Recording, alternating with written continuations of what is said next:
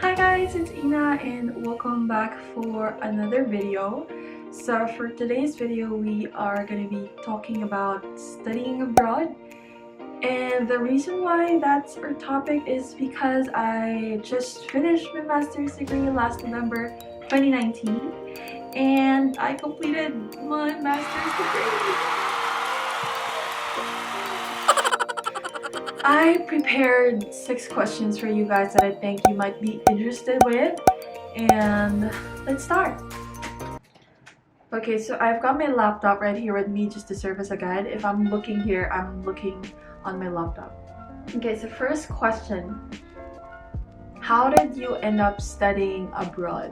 Okay, so just a quick background about myself. I wasn't born here. I was born and raised in the Philippines. So I've been in Australia for almost 3 years, and when I arrived here last week of November 2017, I was just on tourist visa.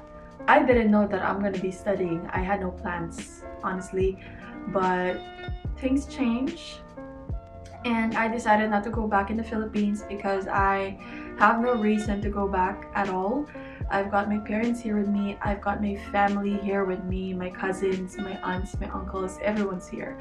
So I decided to stay here and couldn't get a job. It's because here in Australia, for you to get a job, it's either you have to be a citizen, which I'm not a citizen of this country yet.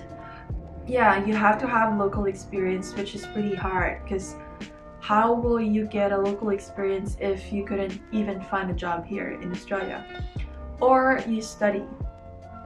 So the only choice that I have is to study, and yeah, that is the reason why I ended up studying in Australia. Next question, so what made you choose your course? Okay, so I have a story. There's always a story.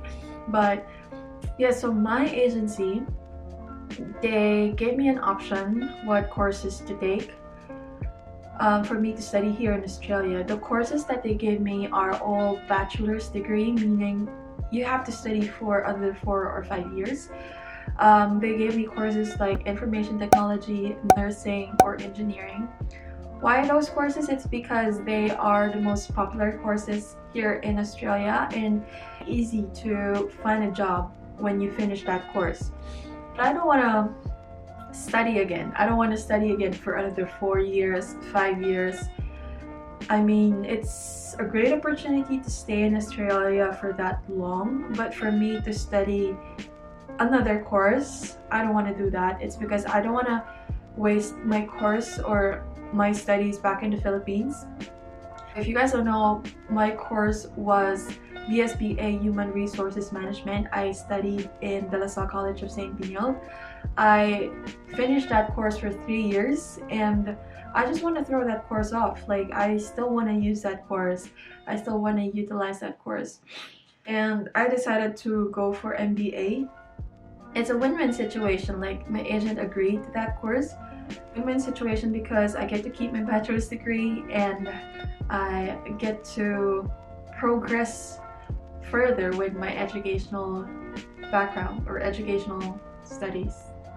Yeah, next question, what are the requirements and how did you apply? The requirements that I'm about to say, I think it's different with every school, but with my school, first requirement should be the IELTS, that is the English test, and you have to have a minimum overall score of 6.5 with no individual band less than 6. I was able to reach the overall score. I think I'm 6.5 or 7, I'm not sure, but I think I'm 6.5. But one of my bands, which is the writing one, I only got 5. I'm not good in writing, guys. I'm gonna admit that I'm not good in writing. And honestly, I wasn't prepared for that IELTS test because my agency asked me to book right away so that I could enroll and be included for the first semester when the school starts. So I immediately book an English test, an IELTS test, which I have no idea at that time. Like, I just know it's gonna be an English test. I didn't know that people prepare for that. Like, people take time to actually study for that exam. I wasn't aware, I'm sorry. But yeah, so I booked that English test and I passed. I passed the overall score. It's just that my band for writing is less than 6. So what my agency did was they booked me an English class for 2 to 3 weeks just to get a certificate. I completed that English class for 3 weeks and then I started going to school. Next requirement, you have to have a bachelor's degree. I've completed my bachelor's degree in the Philippines and that was good. And last requirement, you should have 2 years of work experience. I think that depends on universities or schools here. So you have to have 2 years of work experience.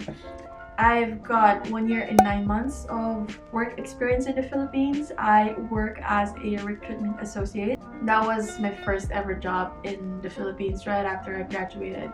So that was a year and 9 months, and I've got my 3 months experience in OJT or on the job training, and they accepted that, which totals for 2 years. So yeah, those are the requirements: IELTS, bachelor's degree, and 2 years of work experience. Next question. How expensive is it to study abroad? It's so expensive. I'm not gonna lie, it's pretty expensive. Especially if you're an international student. If you're an international student, the tuition fee is twice expensive than a domestic student. So the fact that my school is one of the cheapest school in Sydney. By the way, I didn't enroll in a uni or in a university. It's because it's so expensive. Like per semester, their tuition fee is like 20,000 or 30,000 per semester.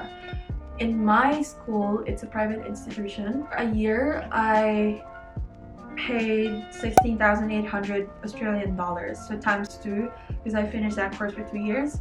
So it's expensive. So next question, how is studying different in the Philippines? In my opinion, it's way more harder to study in the Philippines. I think it's because the teachers are more focused with their students. I mean, the teachers in the Philippines, their goal is for you to pass. Like, I want you to learn, I want you to pass in my class. So that's their goal, and they will literally help you. They can give you one-on-one session. I think they offer it here too, but I'm not sure because I didn't finish my bachelor's degree here, but I think it's harder to study in the Philippines. And in here, teachers will teach you, that is their job, but it is up to you if you want to pass the class or not. In my class, there are some students who shows up during examinations week, but they're not present all throughout the coursework. So I don't know how they do it, but they did. It's way more harder than I thought in the Philippines. I wasn't expecting that, but... Last question, how is your overall experience? Overall, it was good, it was great. It was a good opportunity for me to study here in Australia. I get to experience a different environment. In my class, we're very diverse inside the classroom. I've got Chinese, Indonesian, Malaysian classmates, Indian, Brazilian classmates, Nepalese, Puerto Rican classmates. We have a diverse culture inside the class, and it's pretty cool because I get to learn not only in class but in life in general. You get to learn with the culture, the ethnicity, the beliefs, which some of them you really have to adjust, but that's okay. That's reality, that's life. Yeah, it was a good opportunity. And I have to balance work and study. I was working and studying full-time studying. It was pretty hard because there were days like I have to go to work in the morning and then I have to rush to school in the afternoon. And it was okay, but I did it anyway, so it was a good experience. It was pretty hard to balance work and study, but it's okay, I did it. And you just really have to set a goal.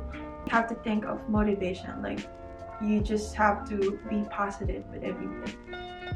Yeah, I forgot, if you guys are interested to study here in Australia, I'm gonna link my agency below. You guys can check them out, and they have an office in the Philippines. If I'm not mistaken, they are located in Parañaque. I'm not sure, but yeah, so they have no consultation fee. You guys can go to their office if they're open. You can just call them first or send them an email. They are responsive, and you guys can check them out if you have plans on studying in Australia. They can help you. So yeah, that's it. We're done. That was quick. Thank you so much for watching this video. I hope you guys enjoyed. If you have any video suggestions, please feel free to comment it down below. Please don't forget to like this video, subscribe to my channel, and don't forget to click that bell button below so you will get notified every time I upload a video. Thank you so much. I hope you guys enjoyed that video, and I'll see you on the next one. Bye!